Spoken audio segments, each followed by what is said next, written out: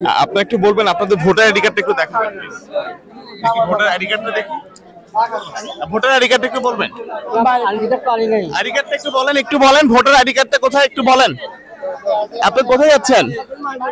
না না বাইরে কেন দাঁড়ান আপনি দাঁড়ান আপনি কি ভোটার 18 বছর হয়েছে কই ভোটার আইডি কার্ডটা দেখি বাইরে কেন না আমি এনে না আপনি ভোটার আইডি কার্ড কোথায় দেখি চলেন ভোটার আইডি কার্ড কোথায় আপনার হ্যাঁ বাইরে কোথায় দেখি দাঁড়ান দাঁড়ান দাঁড়ান দাঁড়ান বাইরে না তোর দিবেন না আসেন আসেন প্রিজাইডিং অফিসার কাছে আসেন আসেন আসেন আসেন বাড়ি থেকে কেন আপনি কেন কেন ভোটার আইডি কার্ড কেন লাইনে দাঁড়িয়েছেন দর্শক আসলে বুঝতে পারছেন একটু আগে আসলে কয়েকজন ছেলেকে আমরা একটু দেখানোর চেষ্টা করেছিলাম একেবারে তাদের বয়স নিশ্চয় হয়তো বুঝতে পেরেছিলেন তবে দাঁড়িয়েছেন এখানটায় তবে তারা ভোটার আইডি কার্ড প্রদর্শন করতে পারেন আপনাদের ভোটার আইডি কার্ড নিয়ে এসেছেন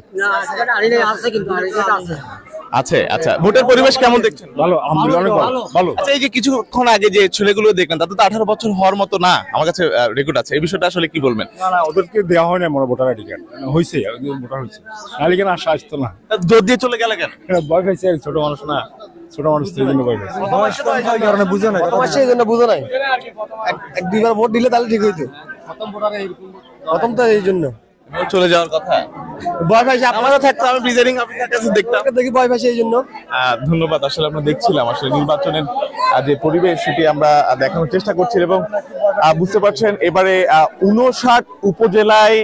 দুঃখিত 59 জেলায় 139 উপজেলায় কিন্তু নির্বাচন উপজেলা পরিষদ নির্বাচন অনুষ্ঠিত হচ্ছে তবে এই নির্বাচনের যে সুষ্ঠু পরিবেশ এবং প্রধান নির্বাচন কমিশনার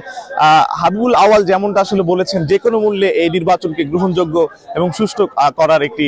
পরিকল্পনা রয়েছে তবে এবারে যে নির্বাচনের যে পরিবেশ পরিস্থিতি যেমন আওয়ামী লীগ থেকে যারা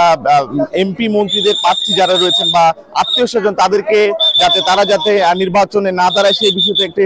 জোরালো বিষয় ছিল তবে যারা ত্যাগী নেতা তাদের ক্ষেত্রে কিন্তু তেমন কোনো নিষেধাজ্ঞা ছিল না তো চট্টগ্রামের